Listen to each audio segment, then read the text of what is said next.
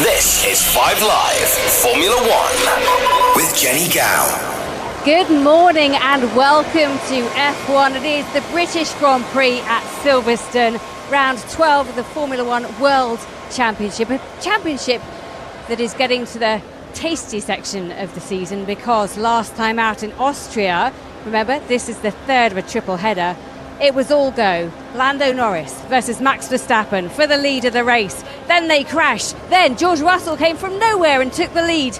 And now Max Verstappen is 81 points ahead of everyone else. Lando Norris and all the following gaggle of drivers are just trying to close that gap.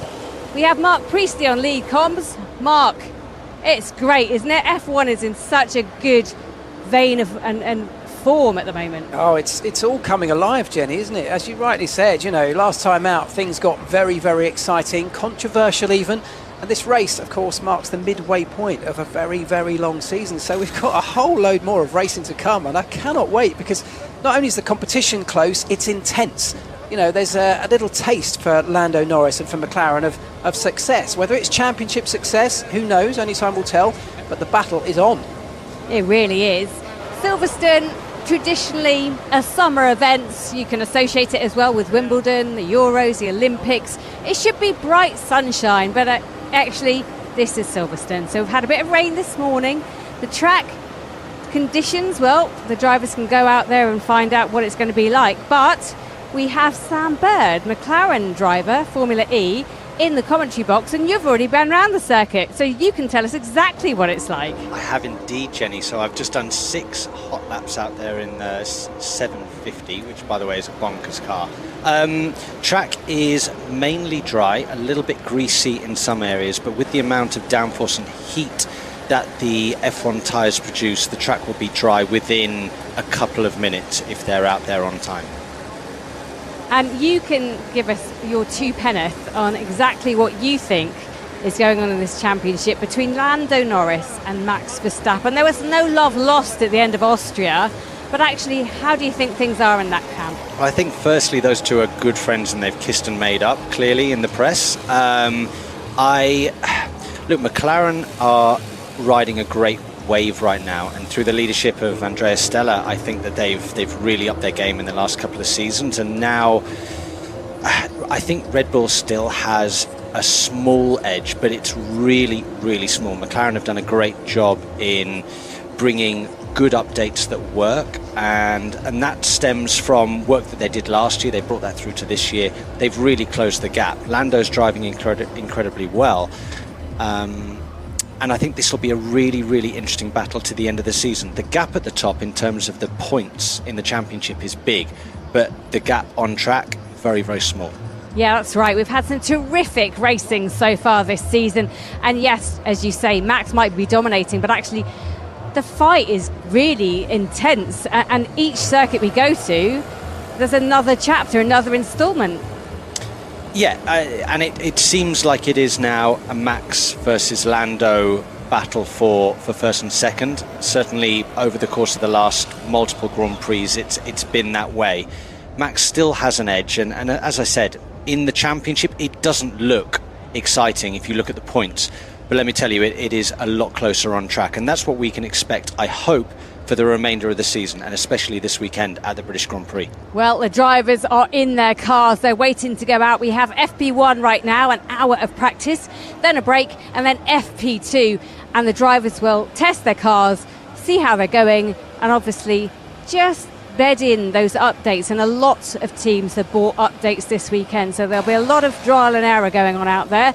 But let's hand it over to the commentary team, and I will make a quick dash through to the pit lane and bring you all the action from down there. Thank you very much, Jenny. Yes, I hope it stays dry for you down there. Dry on track right now, but welcome along, everybody, to Silverstone and the British Grand Prix weekend. This is round 12, marking the halfway point of F1's longest ever season. 24 races this particular time around. So the battle is heating up, as we talked about. On-track action is getting incredibly close. The crowds are starting to fill up the grandstands. This is one of the highlights of the Formula One calendar. One of the most knowledgeable, one of the most passionate fan bases. Last year, nearly 500,000 people came into this event over the course of the weekend, and we're hoping for more of the same this time around. The clock is just about to start ticking down to start this 1 hour of free practice.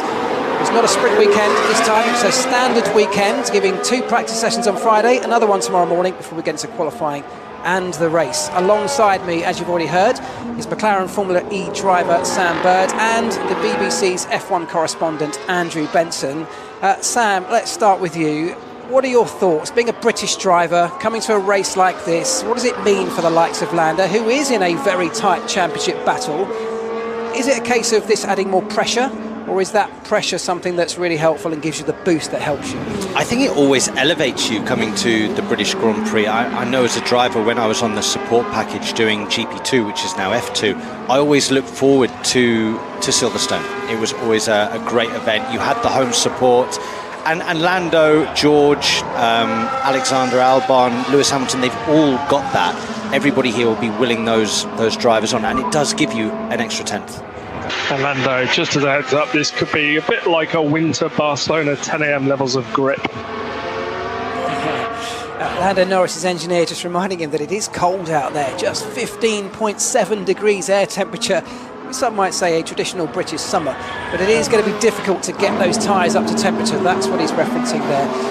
Andrew Benson, the BBC's F1 correspondent, you spent some time with Lando Norris earlier this week after the dramas and controversies of last time out in Austria. What did you make of that chat and what were the highlights?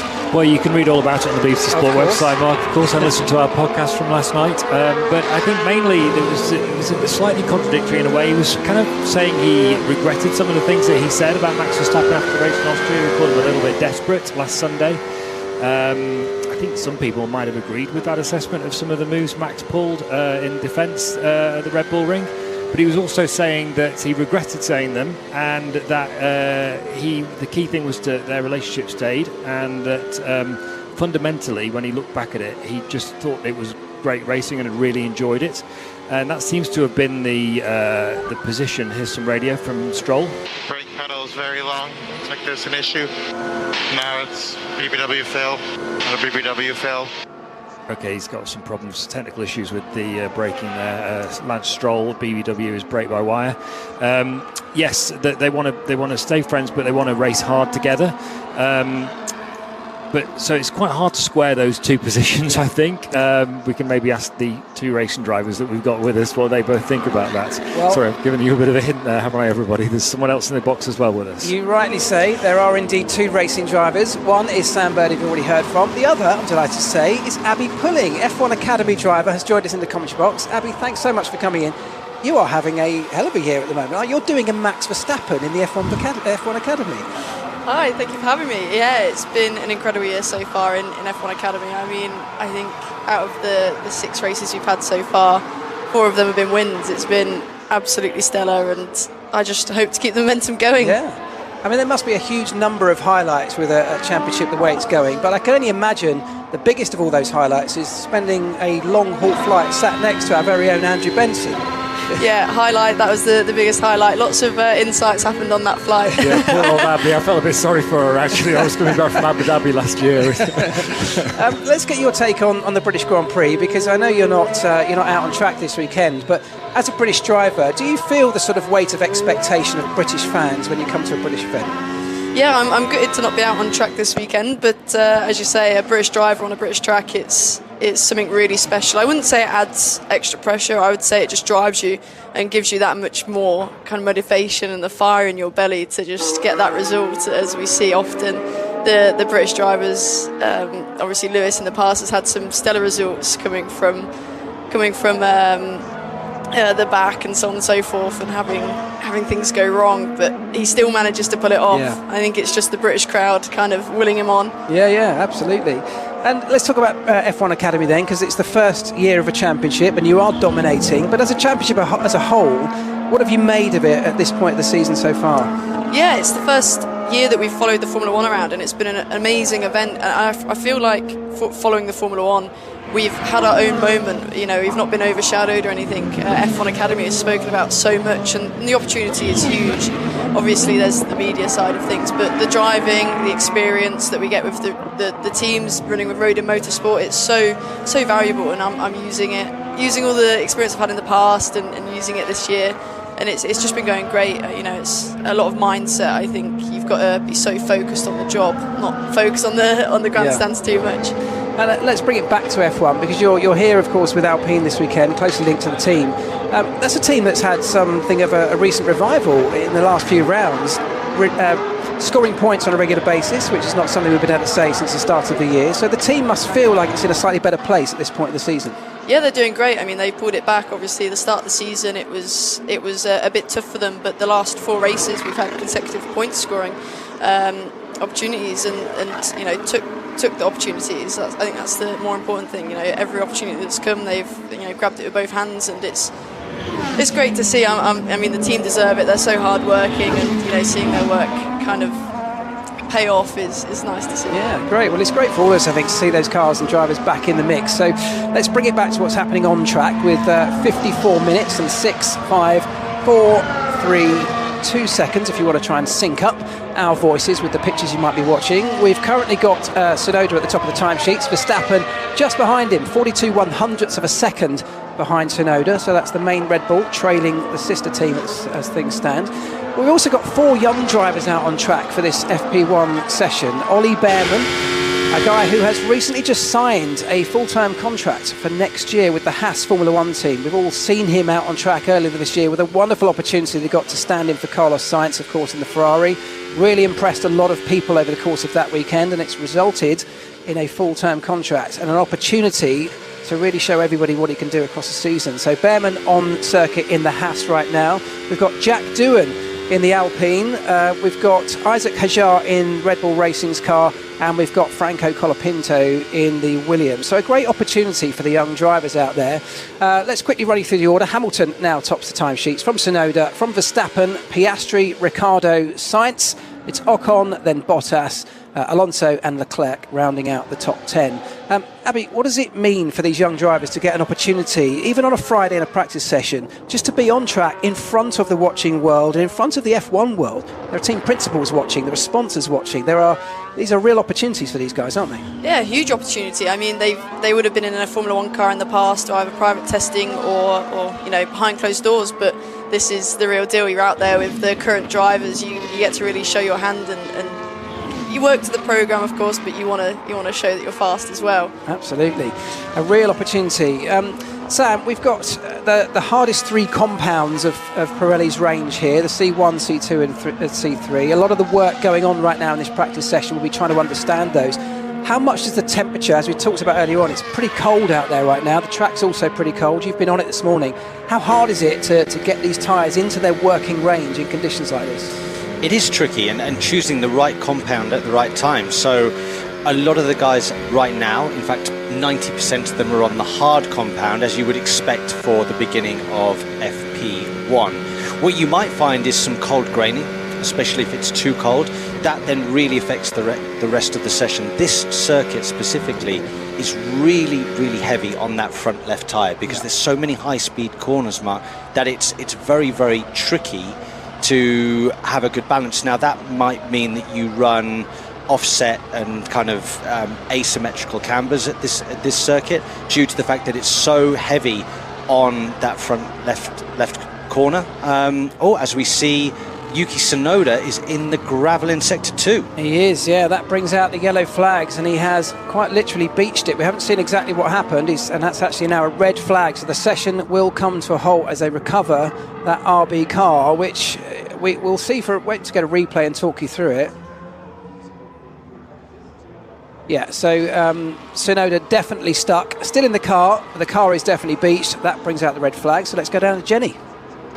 Yes, I'm expecting it to get very busy down here as cars come back into the pit lane. Just talking about Oliver Bearman, obviously he's in that Haas car, and it's a heavily modified Haas. They're running one side with an update, which is Magnussen's car, and then Hülkenberg doesn't have the update. Obviously Bearman's in Magnussen's car at the moment, so they get a real test of how Bearman can report back and give data and feedback. But yeah, they're the biggest upgrade package this weekend, and they're hoping to gain some performance in the mid-corner. That's mid-speed corner. That's what they're struggling with, which is kind of weird because it's not the usual thing to struggle with mid-range corners. But there we go. It is a really important moment, actually, isn't it, for Ollie Bearman to start working with that team. He's done it before, he's had practice sessions with them, but it's now with a view to next year. So it really is an opportunity to start to learn how to work with those engineers. Just quickly, Sam, we've just seen a replay of Tsunoda going off into the gravel. It looked like quite a slow speed and almost... I don't want to say embarrassing, because it's very difficult to always look at these things with through eyes of embarrassment, but a slow speed spin off into the gravel for Tsunoda. Yeah, slow speed spin at what used to be the final corner of the Silverstone circuit. For me, that looks like, with these cars being so high tech now, the drivers and the engineers will work together to maybe have different brake biases, and the way that then the brake bias shifts through the corner at any given corner on the track. Now, it looks to me like at that specific corner, he's had too much of a shift going rearwards on the brake bias as he's blending into the corner, and it's immediately, as he's just squeezed on the brake pedal, it's immediately sent the rear overtaking the front, as it were. It's actually a lot easier to do. Like, Yuki Tsunoda is a good driver, and I think a combination of hard compound tyre on a green track and maybe too big a bias shift to the rear has caught him out. Shame, because he'll miss the rest of the session. Yeah, exactly right. It's going to be difficult to get that car back to the pits, and even if he does, they may well run out of time. Of course, in a practice session on a Friday, the clock continues to run down, even though the red flags are out. Everybody back into the pit lane, but we've now got 48 minutes and 32 seconds left on the clock. So a lot of work now being done in the garage, drivers talking to their engineers. Abby, in these moments when you are back in the garage in the middle of a session, how important is this relationship between driver and engineer? You're working across 2 championships this season. You're in the F1 Academy, but also the British F4 Championship. You're obviously working with different teams and different people. How easy is it to build those relationships, and how important are they? Yeah, communication is absolutely key. You're saying, I'm in 2 different championships, but I've kept the same engineer for both championships to keep that consistency of communication. And there's the mechanics, obviously, and that's changing from championship to championship as well. And we like to make sure we're always having a laugh and getting along. And then when it's serious, make sure that we got our heads down and go. And yeah, in a situation like this, I'd be punching myself a bit if I was Yuki, because practice 2 and practice 3 might be wet. This might be the only dry running they're getting. It's a very good point, isn't it? And it's a lot of learning. They're not just running around having a play out there and getting a feel for things. There's a lot of learning and data collection, isn't it? And when you get to the end of the session, you go through things like your debrief, going through the data and the learning that you've acquired over the session really does feed into how the rest of the weekend plays out. Yeah, exactly. And the track's changing constantly throughout this session, because, as you say, it's rained, it's gone a bit green, so the track's going to be rubbering in and getting better and better. And that's all that opportunity's gone there. Yeah. Listen, Abby, I know you've got to run off, so before I do let you go, we need a prediction, of course, for Sunday. British Grand Prix, is it going to be a British driver that takes that top spot? God, I hope so. I'd really like to hear the national anthem. I'd like to see the Lewis Hamilton and George doing well, obviously the full British lineup, but I want the Alpines in the points again. Yeah, you're conflicted, I get it. Yeah, very politically. Well done. It's a political weekend. You answered that very politically. Nice one. Thanks ever so much for popping in, Abby. Thank you very much. Great. Right, we have now 46 and a half minutes left on the clock. We've still got the red flags out after Tsunoda found himself in the gravel trap and well and truly beached. It's George Russell who currently leads the timesheets with his teammate Lewis Hamilton just behind him. Verstappen is third with Leclerc fourth. Oscar Piastri in the McLaren is fifth. Tsunoda, the guy that brought out the red flag, he's in sixth. Sainz seventh, Ricciardo eighth, Ocon is ninth, and Ollie Bearman, the man who has just signed for the Haas team for 2025 and beyond, rounds out the top 10.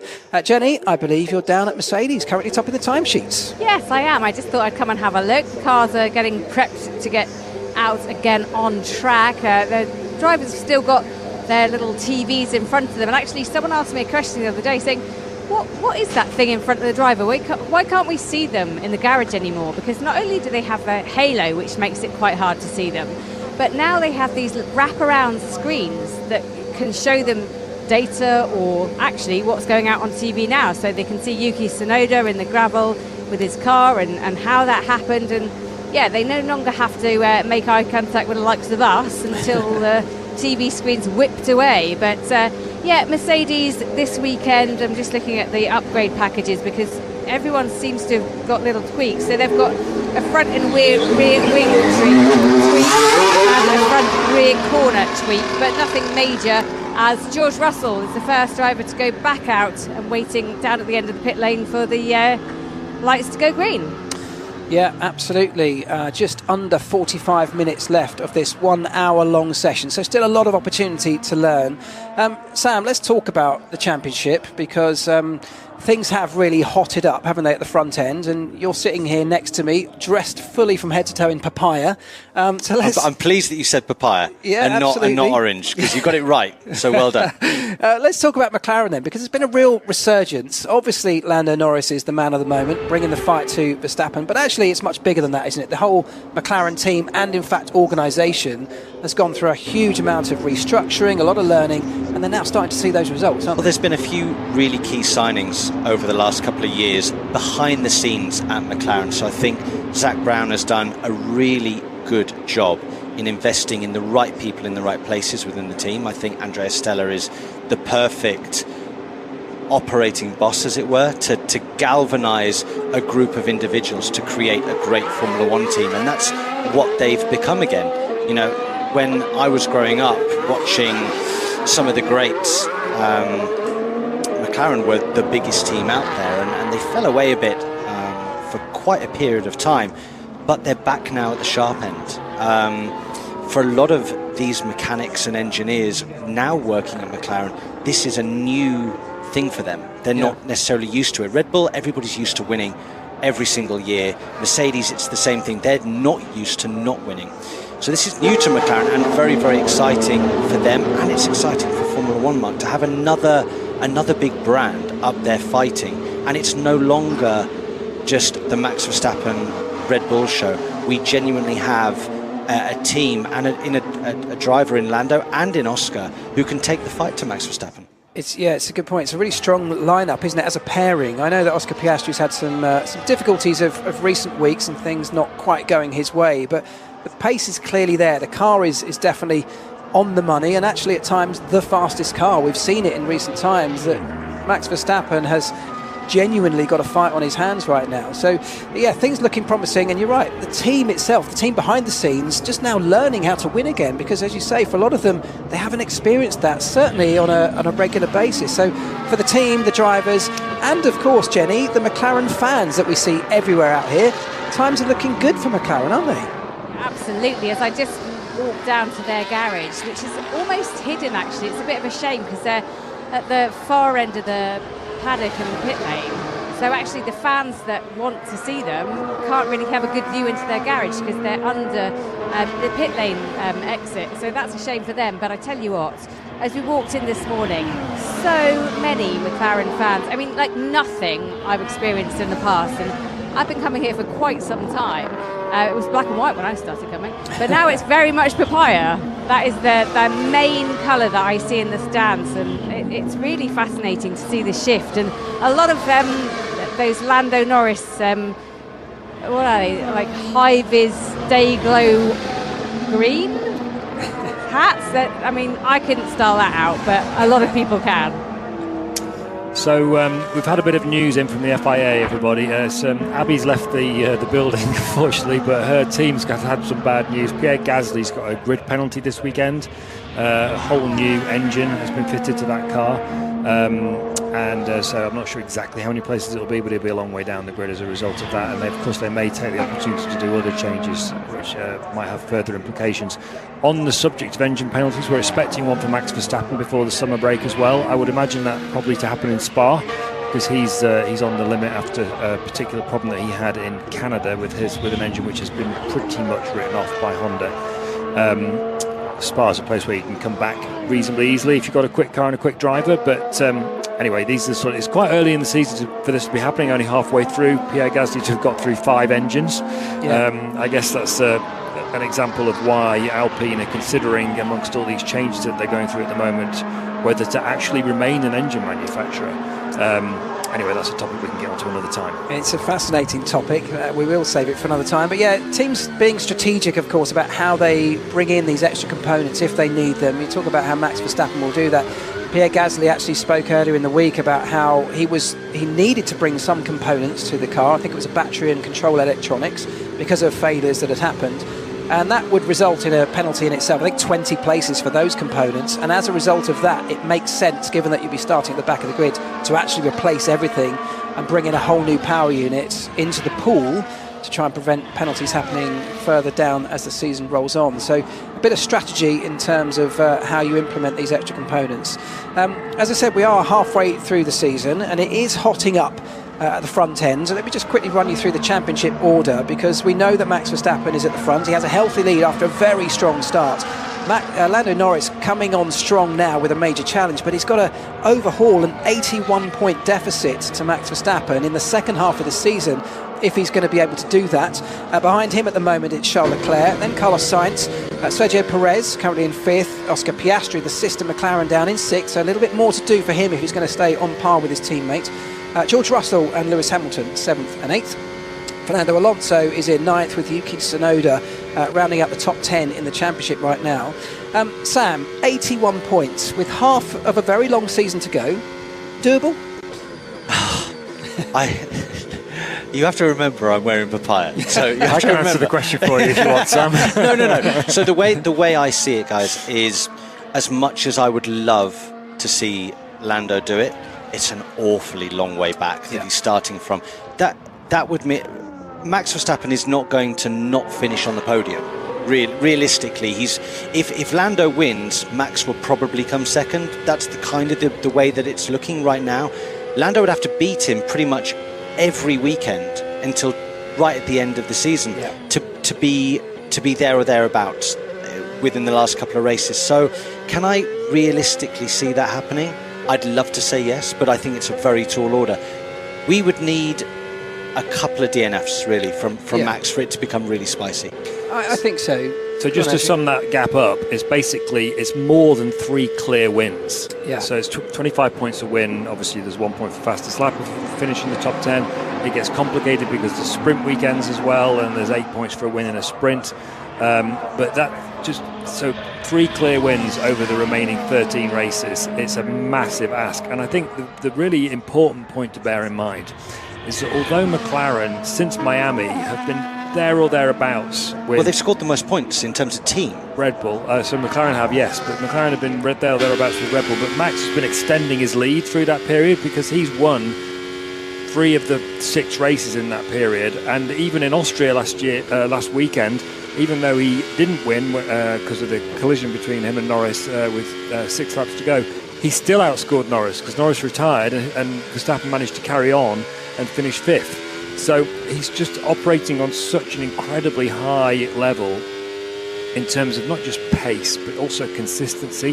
He's really the complete package. Everybody in Formula 1 recognises that. All the drivers will constantly say how good he is, what a incredibly high standard he's setting. And obviously Red Bull work very effectively on every level as a team. They've got their problems internally, but they're still managing to work as a racing operation very well. So it is really hard to see. And they've got to start beating Verstappen, that's the point. Yeah. He's only beaten him once, even though he's been there or thereabouts at virtually every race since Miami.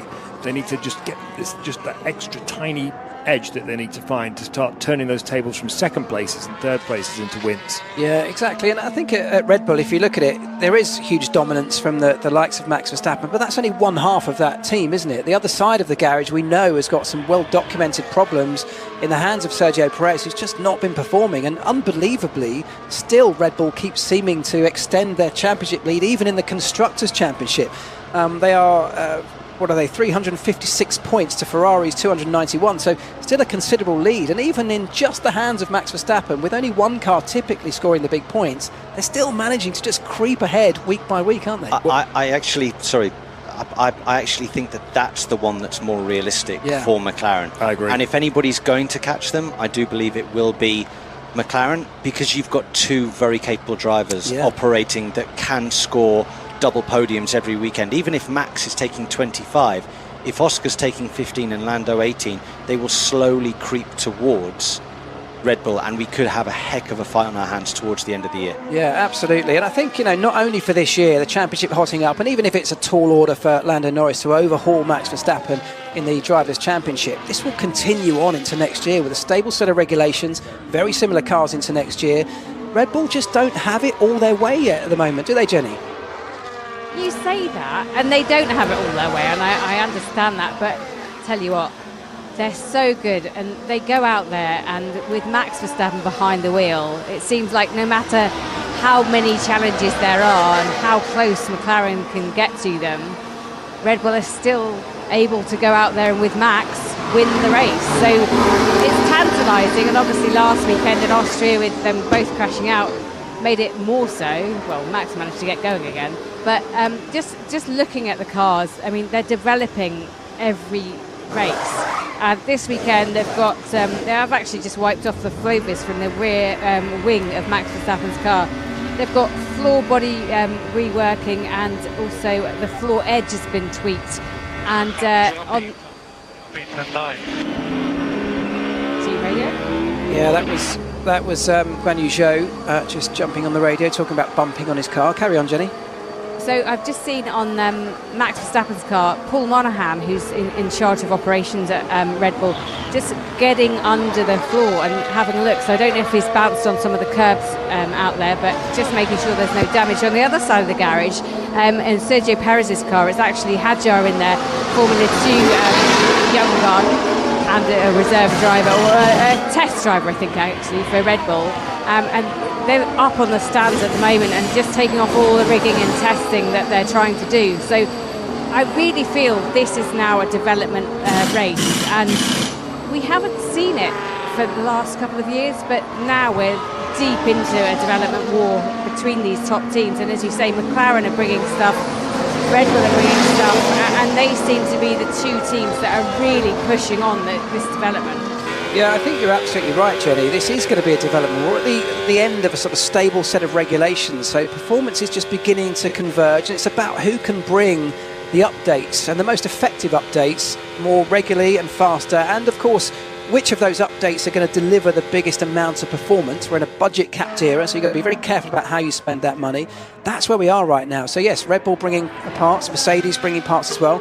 Ferrari, who have a tougher time in recent weeks, a good start to the season, but tougher over the last couple of rounds. We're trying to get an update through for this race, but it hasn't quite appeared, so nothing new on that Ferrari this time around. I wonder if the circuit will suit that car. They've suffered with high-speed bouncing, and of course this is a high-speed circuit. Miss Sam, talk us through the challenges of this track, because it's one of the favourites of the drivers, it's one of the favourites of the fans. Very high speed, one of the oldest circuits, one of only two, in fact, in events in the British Grand Prix that have been on the calendar since the very beginning. 75th British Grand Prix. What is it about Silverstone that people love? As a driver, high speed, combination corners, very fast, very flowing. This is an old airfield. Yeah. So you can get quite a lot of wind out there as well, and that can really change the balance of the car. I mean, I've had days here where you've gone into Copse Corner and it's completely flat out. You have other days where it's a breathe and brake and a downshift due to the fact that one day you've got a headwind, the next day a tailwind. It can really change the whole balance of the vehicle that you've got underneath you. But what an experience it is to drive this track. We are blessed with a track like Silverstone. I just wish that the roads coming into Silverstone were a little bit better. However, it is a driver's favourite, certainly a fan's favourite. But yeah, the old school tracks, this is one of them. This is one of the great places to go racing. Well, one of the reasons that it's sometimes a challenge getting in and out of this place is the sheer amount of people that love to come here, and we do see it year on year out. Despite the weather, it can be rain or shine, the grandstands are always full, and not even just the grandstands, it's the grassy banks, it's the walkways. Every part of this entire facility is packed full of people. They absolutely love it here, as do we, and as Sam says there, as do the drivers.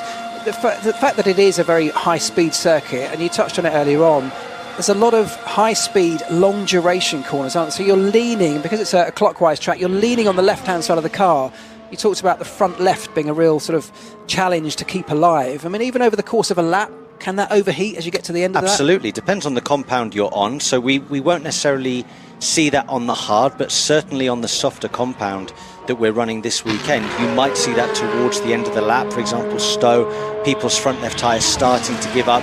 Actually, we go back, I think it was 4 or 5 years, a lot of people were having front left tyre punctures towards the end of the Grand Prix. I think Lewis even won literally on 3 tyres due to the fact that front left takes such a pounding during a stint. Yeah, and so, last year we had typically a one-stop race. You'd think because of it's quite a long pit lane here, so there's a lot of pit lane lost time in respect or relation to other racetracks, but you'd think people would be more likely to do a multiple stop race, and yet they all seem to favour the one stop. I mean, it's always that balance, isn't it? And that's what a lot of the work going on right now in FP1 is to understand as to how long your tyre is going to last, what the sort of levels of degradation are, and the tail off of performance. How sort of obvious do you feel that in a car over a sort of 10-lap stint, let's say? You've got to do your homework in your FPs.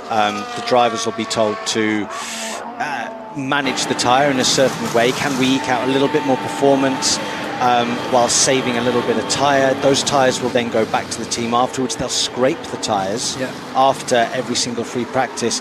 They'll then be analysed in terms of the tread depth left, and then they'll be given an amount of laps that they believe the tyre will be able to do for the Grand Prix. And it's quite a technical thing that the tyre technicians do, but they're always trying to eke out another couple of laps out of a tyre. Yeah, absolutely. So lots of work going on. We're about halfway through FP1 right now. 28, just under 29 minutes. The order is this. Carlos Sainz currently sits at the top of the timesheets in the Ferrari, followed by the 2 Mercedes of Hamilton, Russell, then it's Verstappen. Lance Stroll sits in 5th, followed by Piastri, Bottas, Alonso, Leclerc, and look, Ollie Bearman up inside the top 10. He's doing the FP1 session for Haas, but he has signed that deal. We'll see him in the car full-time next year. My name's Mark Priestley. Alongside me is Sam Bird.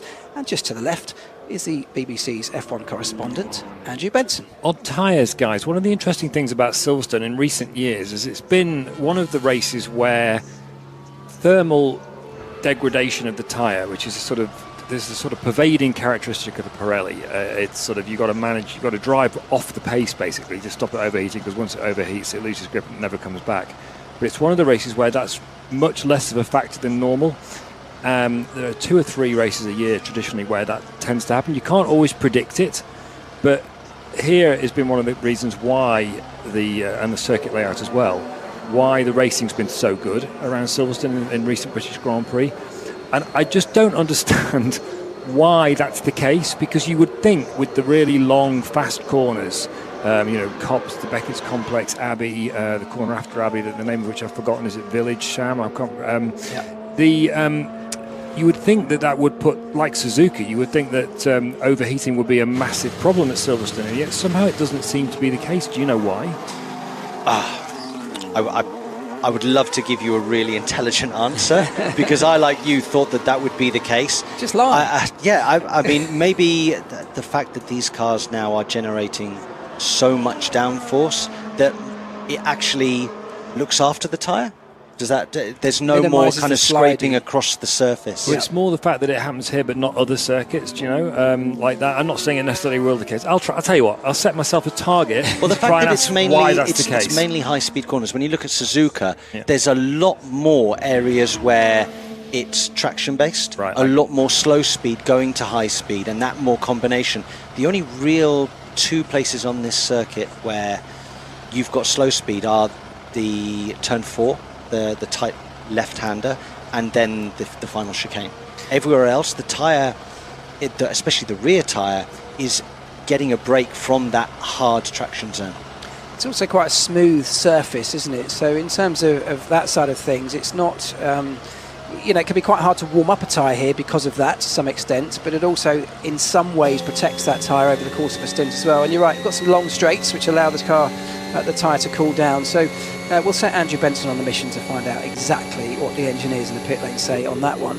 At the top of the time sheets it is Carlos Sainz in the Haas, in the Ferrari, but in the Haas, as we said earlier on, Ollie Bearman inside the top 10. He's currently sitting 8th. He has had a run on the soft tyre, which most people haven't done yet. But I think, Jenny, are you down at Haas right now? What's the vibe? Yeah, it's a good vibe always at Haas. They're just bringing the cars in. They're off the back of a really good result in Austria, where both of the drivers scored points. And Ollie Bearman in that number 50 car of Kevin Magnussen, as he just gets wheeled back into the garage. he's out there doing what the team have asked him to do. So he might not be out there setting the fastest laps in the world, but he will be steadily trying to get all the information they want for this newly updated Haas. And I have to tell you, while he's driving the number 50 car right now, just move away from the wheel, Glenn, they're a bit noisy, aren't they? He used 38 when he was driving the Ferrari in Saudi, which was just a temporary reserve number that they had at Ferrari. But he has chosen his number for next year, which I always think is quite exciting. Oh, yeah, go on. So he will race the number 87, which is the number that he's had since his childhood days of karting. And it's the number that his father had when he used to compete. So it's really nice. And he was born on the 8th of May, his brother on the 7th of August. So that is 87 as well. So lots of different combinations and reasons why, but he's chosen 87, so we'll see that next year when he's driving for Haas. I like it when there's a good story behind the number. That's a nice one. Yeah, what a little moment for him and his entire family. His father here, of course, this weekend as well. I saw beaming smiles as Ollie Bearman was doing his media duties yesterday on Thursday, having just made that announcement that he will drive for the team full-time next year. So, yeah, big opportunity, big moment, but a big moment not just for him, but his entire family as well. There's a huge amount of work, as you well know, Sam, isn't there, from not just the drivers in the car, but their families and the support crew around them for many, many years before you get towards the top of this sport. The amount of sacrifices that parents and family members and your little support bubble around you, the amount of sacrifices they do to get you to where you want to be in life as a sportsman are remarkable. They really do put kind of their life on hold to make sure that you try and fulfill your dream. And yes, that's motorsport, but that filters down to other sports as well. And there's young Olympians out there that mum and dads are doing exactly the same thing. Same with footballers. It's crazy, and you know, that's the love of a child, you know, the love that you've got for a child, I suppose. Yeah, no, absolutely. Well, we've got 23 minutes left of the first practice session of this British Grand Prix weekend. About half the cars still in the garage, having done their first set of runs. Pretty much everybody starting off on the harder tyre. We've got the hardest of the Pirelli range here this weekend. The three options being the C1, the C2 and the C3. The other half of the field emerging now on the racetrack as we move towards the softer end of that Pirelli range. We've got the soft tyres on the cars of Hülkenberg, Ocon and Bottas. The medium tyres on Verstappen, Russell and Leclerc. And it's Verstappen, Russell and Leclerc, which is the current order at the top of the timesheets. Verstappen putting in a pretty quick lap earlier on, but Russell actually almost matching it, just a 100th of a second behind Verstappen in this practice session. So Mercedes really in a good run of form right now. A lot of work going on at Mercedes behind the scenes to really understand this car. They've had a couple of years really out in the mist where they've been sort of struggling to understand a development direction for their car, and in the meantime have been sort of left behind by everyone else within this set of regulations who've marched on developing and getting quicker and quicker. So Mercedes, I guess, starting slightly on the back foot, but great though that they are now joining the party at the front with a bit of, I guess, a bit of scope for development because they're so far behind. It's actually a fair way for them to still go and find performance in that car, isn't it? Yeah, but the feeling I get from Mercedes and their results recently is they still don't fully understand where they are, and I certainly don't understand where they are. Are they a real F1 Grand Prix winning contender? Or, as George Russell did the other weekend, he mopped up due to Lando and Max colliding. They have weekends where their pace is strong, and then halfway through the weekend it disappears. They have weekends where they're never there, and then they have very strong weekends. So it's very confusing and inconsistent. Yeah, you're absolutely right, Andrew. So they're not quite there yet, but basically they've been on a journey, basically. They spent 2 years being a bit lost, as you said, Mark. I spoke to James Allison, the technical director, about this a couple of months ago, and he was basically saying that they were relying on an old way of working for too long, and it took them a while to realise that these new regulations required a completely different way of working, which was that the various departments of the team, aerodynamics, vehicle dynamics, tyre understanding, and so on, suspension, they all had to work much more closely together with these ground effect Venturi underbodied cars than they had done in the previous set of regulations, which Mercedes was so successful in. now they've got that level of understanding about how to work. They feel that they're on a path where they are going to become competitive, and they have, they've been true to their word. Basically, they introduced, they've had a series of upgrades that have come on the car since Miami, like McLaren in actual fact. It started with new bodywork in McLaren, then there was in Miami, then there was a new floor, then there was a new front wing. That's moved them into a position where they're basically the third best team behind Red Bull and McLaren. And there's more upgrades coming on that Mercedes. Whether they'll be able to fulfill their ambition of joining Red Bull and McLaren at the very front is a different question, but they do feel like they're on a path where they do now understand where they are. They do now understand how to get the best out of these ground effect cars. So now it's up to them to prove that that's the case. Yeah, and as we said earlier on, all the learning that is happening this year will, in theory at least, carry on into next year. So it's not like we're going to be changing everything and everything that's learnt now is being thrown away. So I guess you could look at that and say there's optimism at Mercedes, there's hope, and actually this idea that they have got scope to develop might bring them some results this year. We saw it last time out with George Russell, but actually the slightly longer term, going into 2025, they'll be hopefully starting that year from a much, much better place than they've started the last few. So that's positive for them. Let's talk about Ferrari quickly, because Ferrari have almost gone the opposite way, haven't they? Ferrari had a really strong show of form a few rounds ago. Very dominant, of course, in Monaco with Charles Leclerc. And it seems like it's disappeared. Where's it gone? Well, it's an interesting question. They brought an upgrade to Spain a couple of races ago, and they're insisting that upgrade did what they expected it to do, but they've actually fallen back relatively compared to Red Bull and McLaren and Mercedes following it.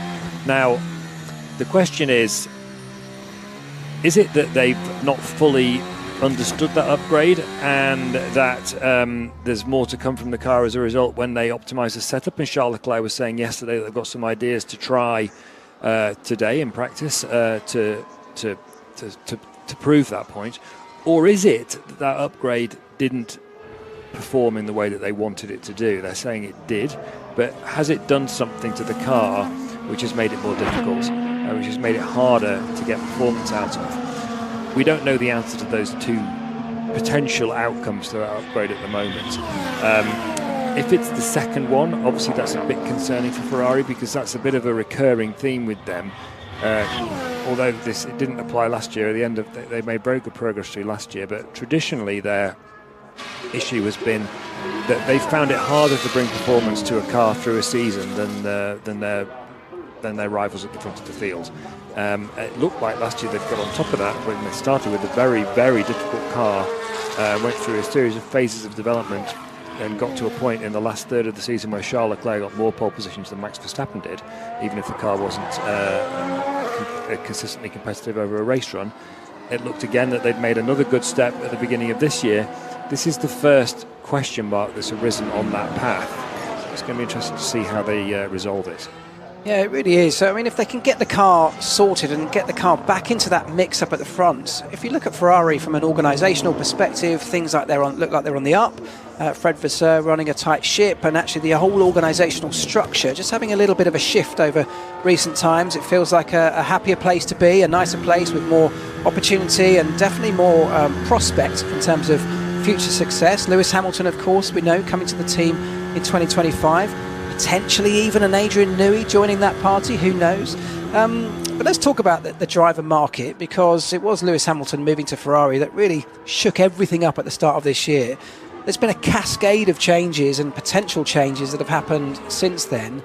Sam, have you been surprised by the amount of movement, first of all, on the Formula One grid? Because it's not only meant that people are moving around, I think it's also opened up opportunities for young drivers potentially coming in next year too. Which is exciting, isn't it? I mean, the latest one obviously is Ollie Behrman. The most interesting player now in the whole jigsaw is what's Carlos Sainz going to do and where's he going to go?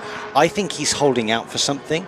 Otherwise, I think he would have already signed for Williams. I think he's holding out for... I'm not sure on his stance with Audi. I think that's done, that he's not going to be there. I don't know, but maybe Mr. Andrew Benson can tell me a little bit more. I think he's holding out for something that maybe he's not going to get, but you'll explain a little bit better, Andrew. Well, I'll just park Carlos Sainz for a minute. I think the most interesting comment that's been made about the driver market this weekend so far is Esteban Ocon yesterday saying his future doesn't rely on Carlos Sainz. that can only mean he's going to go to Haas, because Haas is the team that Sainz is not talking to. So I think we can say Ocon will go to Haas to partner Ollie Behrman. Don't know how long it's going to take to confirm that. On the Sainz front, I agree with Sam. I think he's hanging on, hoping that Verstappen is going to leave Red Bull.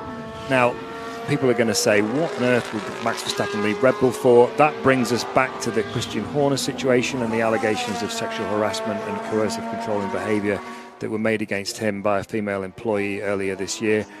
That situation has caused a lot of instability in the team.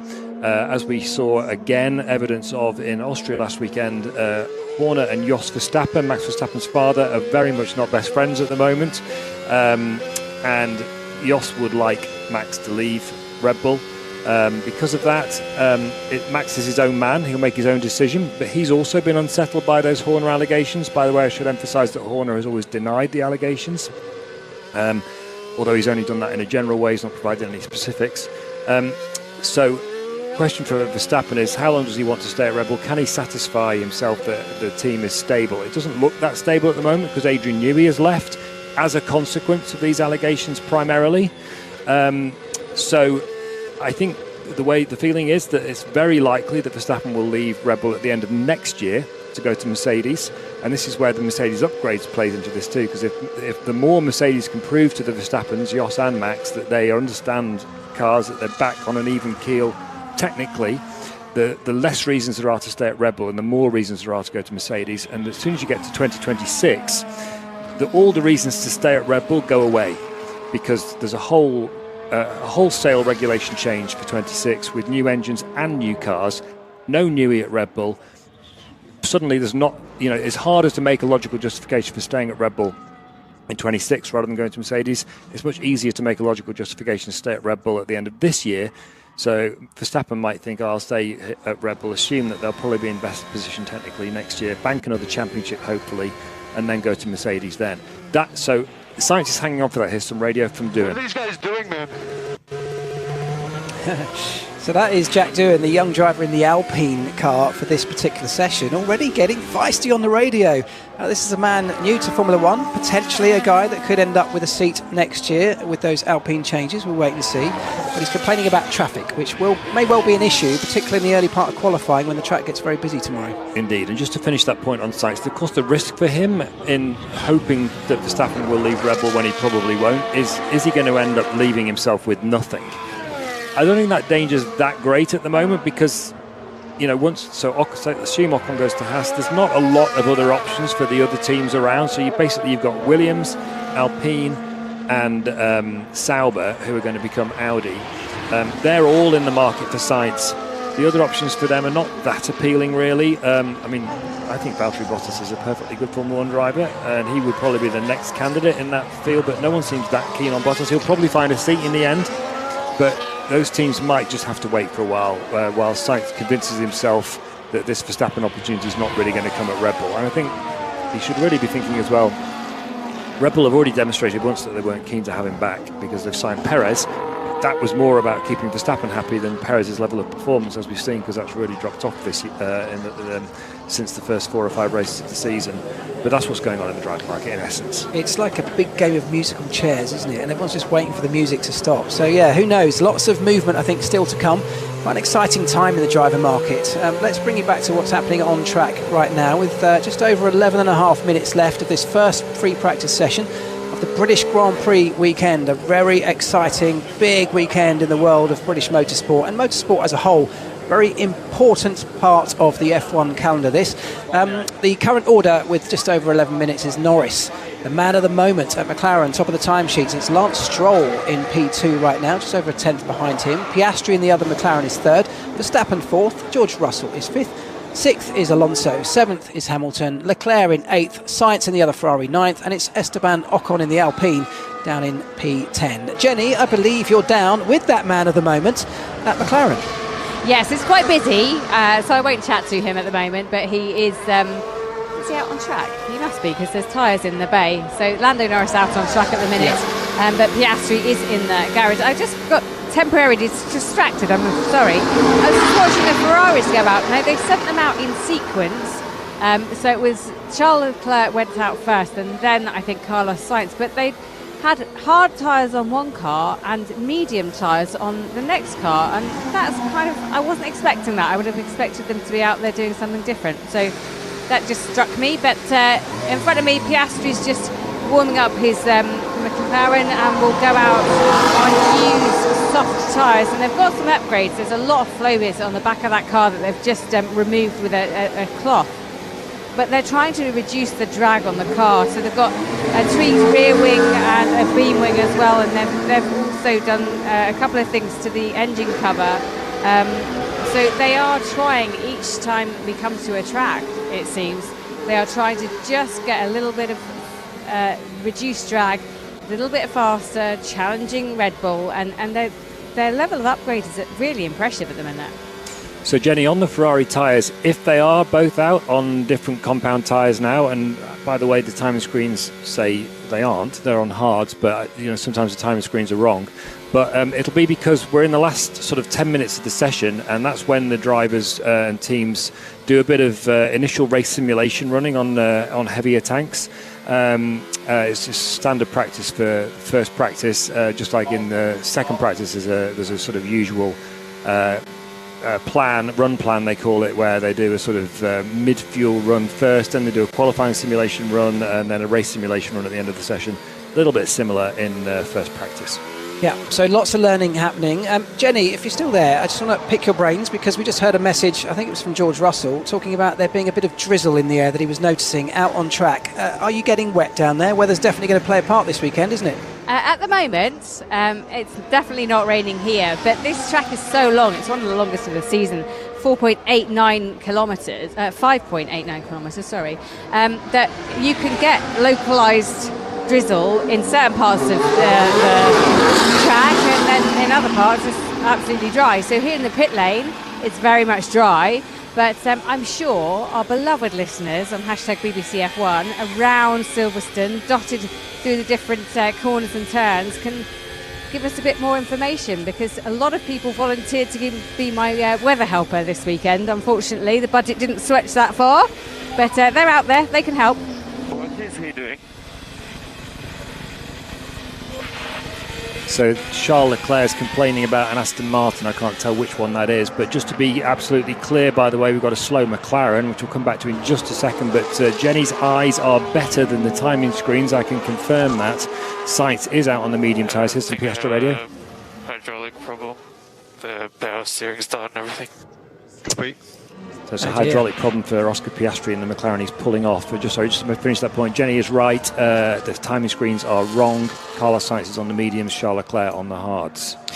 Yeah, so that's something to be concerned about at McLaren, as Oscar Piastri manages to roll his car very, very slowly without the aid of hydraulics, which of course control many of the systems on the car, including things like gear changes, the differential. He's rolled off the circuit, so the circuit remains green. But he is now going very, very slowly in the pit lane, and will hopefully try and roll that car back to a position of safety where his team can get hold of it and start understanding exactly what's wrong. But of course, I guess in practice, if you're going to have these problems, that is where you want them, rather than the competitive sessions later on. I wonder if he'll actually get back. He's going very, very slowly, and that car may well be stuck in a particularly high gear, meaning he's going to struggle.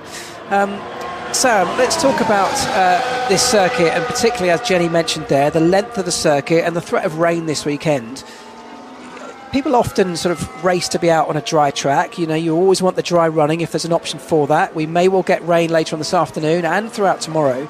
It's also equally important to have some wet running as well, isn't it? Because understanding that crossover point between wet and dry, and going back the other way, to be on the right tyres at the right moment is really valuable stuff, isn't it? It is indeed. I'm just going to inform our listeners that Oscar Piastri has actually stopped just inside the pit lane entry line. So I do believe, if I'm right, Andrew, that mechanics, because of where he stopped, could effectively run and collect him, even though or is that not the line where they can collect him? If you see there, he's stopped pit. No, so they've closed the pit entry because he has stopped in what they consider to be a dangerous position. So pit entry closed, meaning no one can come into the pit lane, which actually I think is going to catch a couple of people out, because at this point we're just over 5.5 minutes. There will be people wanting to come in.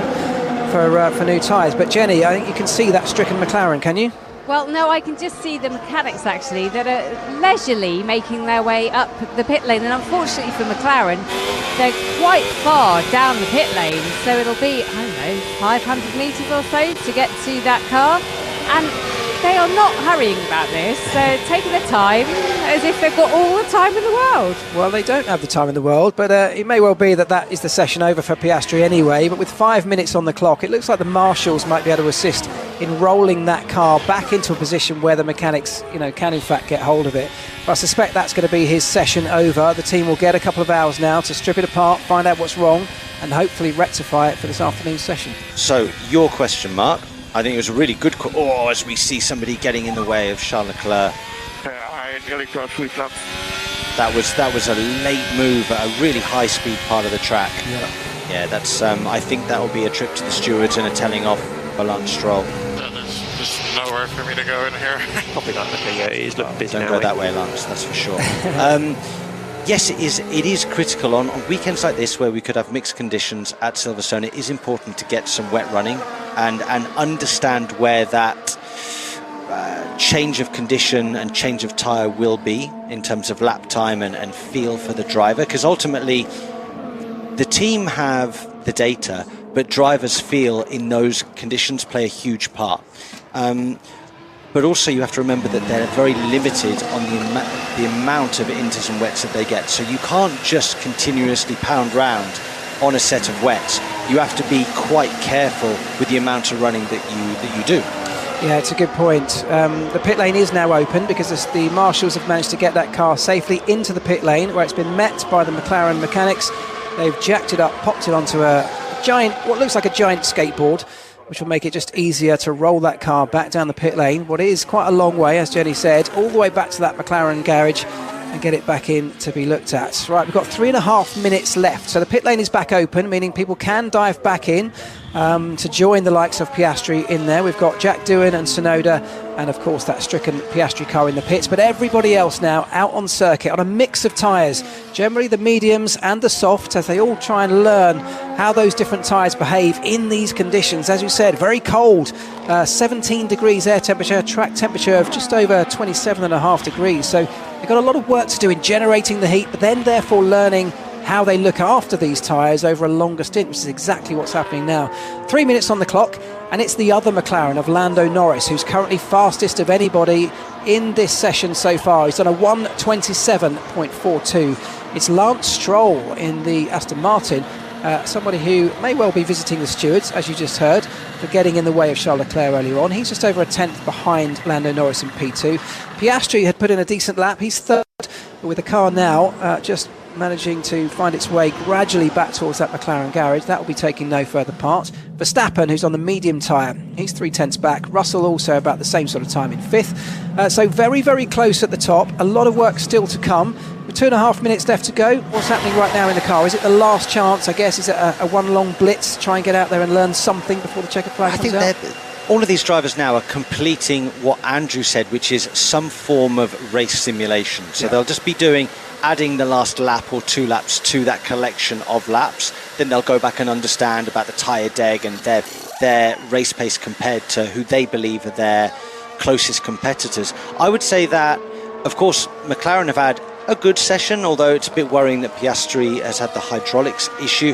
The two, though, to look out for that stand out for me are Verstappen and Russell, who have put in very strong laps on the medium compound. We haven't seen them on the softs, so you can expect them to raise their game and lower their lap times by anywhere between 3 to 5 tenths of a second when they get onto the softs. So I say that, Mercedes and Red Bull clearly are right in the game this weekend. That's a very good point. Decent lap from Lance Stroll, not the usual place we're used to seeing him, up in P2, but that's a strong performance from an Aston Martin who have struggled recently to match those around them, particularly in that development race. They need some upgrades bringing, but that's a strong showing, isn't it? Yes, and they have recently done a lot of recruitment and brought new people with new fresh ideas into their team, which is based here at Silverstone, a wonderful new building that was created a couple of years ago.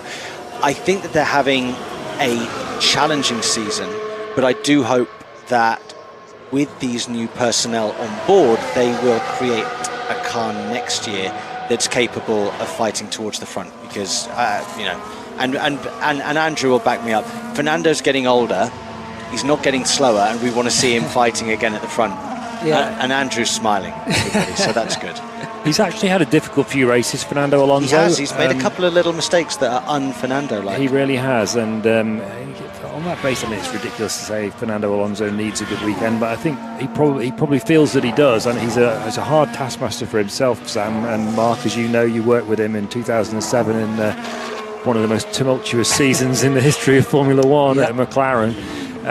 He demands a lot of himself, and he demands a lot of the people around him, doesn't he? And he does. And he'll be wanting to get back onto his normal form. And if you want to hear about Mark and his year at McLaren, you can go on Sports Strangest Crimes on the BBC app and BBC Sports and listen, because that is a really, really good listen. Good plugging, Sam, but you didn't mention I'm on it as well. I'm you were in it a bit. Well, you're right. That's a great story, isn't it? That whole season, for so many reasons, was a great story. But it was at a much earlier stage of the likes of Lewis Hamilton and Fernando Alonso's careers. But just look at how they've both progressed through this sport. All these years later, still operating at such a high level. It's a real testament to their character as well as their skill and talent. Isn't it? My worry, as we see a replay of Lando.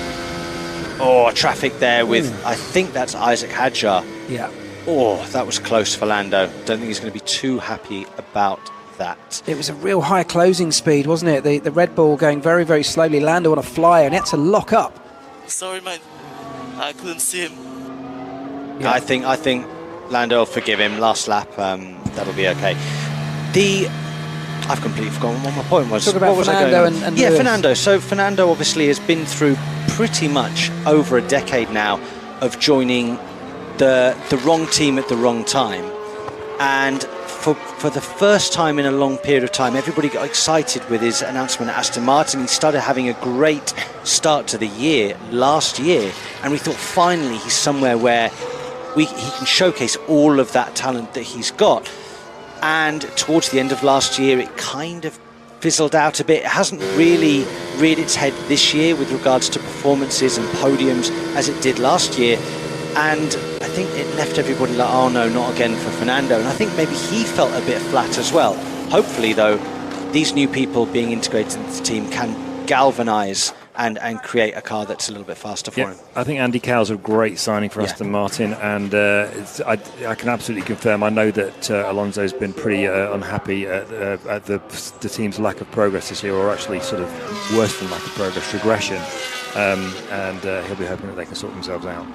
Yeah, absolutely. Good sign of intent from Aston Martin, and a good showing in this first practice session of the Grand Prix weekend here at Silverstone. The British Grand Prix, as we said, a huge event in the calendar, marking the halfway point. And at the end of the first hour of practice, it is in fact Lando Norris, the man that everybody's been talking about alongside Max Verstappen after the last race in Austria. It's Lando Norris that tops the timesheets after FP1. It's Lance Stroll in that Aston Martin in second place, followed by the other McLaren of Oscar Piastri. Max Verstappen, the guy with the title lead that Lando Norris desperately trying to chase down as the second half of the season rolls on. Verstappen in fourth, George Russell in the Mercedes is fifth, Alonso, that other Aston Martin, the man we've just been talking about, in sixth, Lewis Hamilton, somebody that everyone would love to see on this podium here in Silverstone, is seventh, Leclerc is eighth, Carlos Sainz 9th, it's Esteban Ocon, Nico Hülkenberg, Valtteri Bottas, Daniel Ricciardo, Ollie Behrman stepping into the Haas, Zhou Guan Yu, Alexander Albon in the Williams, Jack Doohan in the Alpine, Franco Colapinto with his first opportunity in the Williams, Isaac Hadjar in the Red Bull racing car in P19, and rounding out the top 20, it's Yuki Tsunoda, who found his way into the gravel. Lots of learning been done, and it sets us up for a wonderful weekend ahead. Yeah, it really does, and no rain, which is rare. I thought we would definitely get something, but no.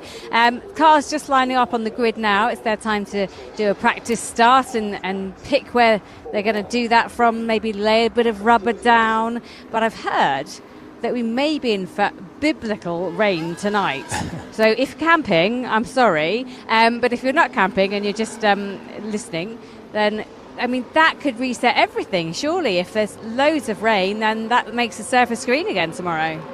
It really does. It will change the grip levels for sure. It will upset the campers. That's another element to this, but we know how good and resilient these British fans are. But yeah, you're right. A lot of that learning that's just been done in that practice session, of course, it's all been done in the dry.